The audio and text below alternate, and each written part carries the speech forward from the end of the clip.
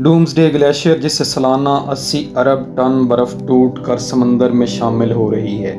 सिर्फ साल 2018 में बर्फ़ का जो टुकड़ा टूट कर समंदर की नज़र हुआ, इसका हुजम बरतानिया के कुल रकबे के बराबर था। वैसे तो इस ग्लेशियर का नाम था विटिस ग्लेशियर है, लेकिन इसके टूटने की वजह से दुनिया को जो खतरात लाहक हैं, शायद इसकी वजह से इसे क़यामत बर्पा करने वाला या डूम्सडे ग्लेशियर का नाम दिया जाता है, क्योंकि अगर ये एक ग्लेशियर पिघल कर समंदर में शामिल हो जाता है तो इससे सतह समंदर 10 फीट तक बुलंद हो जाएगी, जिसकी वजह से आमदा तबाही का अंदाज़ा लगाना बहुत मुश्किल होगा। मज़ीद दोस्तों, नेटफ्लिक्स की एक शोरा आफाक serial the Game of Thrones में बर्फ से ढकी हुई एक बुलंदो बाला दीवार दिखाई जाती है। इसकी दूसरी तरफ द वॉकिंग डेड की एक फौज होती है जिसे इस दीवार ने रोक रखा होता है। इस डेड आर्मी का मुकाबला करना किसी के बस की बात नहीं होती, लेकिन आखिर में एक मौजज़ा इंसानियत को तबाही से बचा लेता है। लेकिन हकीकत में इंसान जिस बर्फ की दीवार यानी अंटार्कटिका को दीमक की तरह चाट रहा है, ये जिस दिन ये दीवार गिरेगी तो शायद कोई मौजज़ा भी इंसान को तबाही से बचा नहीं पाएगा। सन 2019 में 57 अफराद पर मुश्तमिल साइंसदानों के एक गिरोह ने थवीट्स ग्लेशियर का रुख किया। इनका ये सफ़र 54 दिन की मुसाफत पर मबनी था। साइंसदानों ने ये मुश्किल और जोखिम भरा सफ़र तय करना और अपनी जानों को मुश्किल में डालने का फैसला इस वजह से किया कि इस देवहैकल ग्लेशियर का एक हिस्सा गुज़िश्ता साल टूट कर समंदर बुर्द हो चुका था। इस टूटने वाले टुकड़े का हुजम बरतानिया के कुल हुजम के बराबर था। साइंसदानों का ये मानना था कि ग्लेशियर 1990 के मुकाबले में 8 गुना तेजी से पिघल रहा था। इसकी वजह से सतह समंदर में 4% सालाना इजाफा हो रहा है, और अगर ये ग्लेशियर मुकम्मल तौर पर पिघल जाता है तो सतह समंदर 10 फीट तक बुलंद हो जाएगी। और अगर सतह समंदर 10 फीट तक बुलंद होती है तो सिर्फ अमेरिका में 28,800 स्क्वायर मील का रकबा ज़ेर आब आ जाएगा